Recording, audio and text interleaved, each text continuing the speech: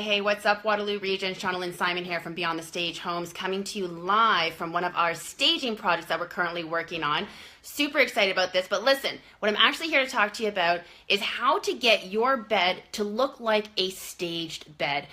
We get asked this all the time. You know, obviously the way that we make beds for stages is not necessarily how you actually live. However, you totally can, and I recommend that you do. One of the first things is, you know, obviously we're washing our bedding all the time, and when it comes out of the dryer, it never looks as good as it did when we first put it on the bed. How do we fix this? Okay, so bear with me here. I'm going to kind of spin you around. I'm going to show you what this bed looks like that I've got going on here.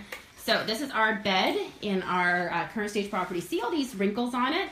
So just kind of a behind the scenes, pulling back the curtain a little bit, our bedding gets wrinkled too. But what we do is we use this awesome fabric steamer. So this is the Conair fabric steamer. You can get this from Walmart, you can get it from Amazon. It's around $30 or $40 or so. It's a fairly inexpensive steamer. But I will tell you, since I started using a fabric steamer in my home staging business, I don't iron anything anymore. I find this works really great. It's really quick and gets all those wrinkles out of there.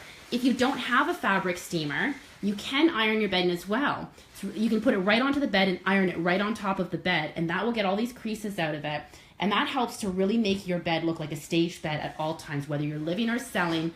It's a great thing to do. We all love to jump into a nice, cozy bed at the end of every day.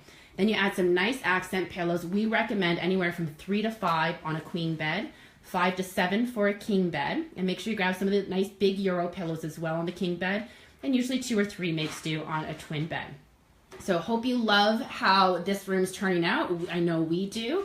And we'll be sure to post up a picture of the fully steamed bedding so you can see just how awesome it looks when it's all done. Thanks for joining me today, guys. Have a wonderful day.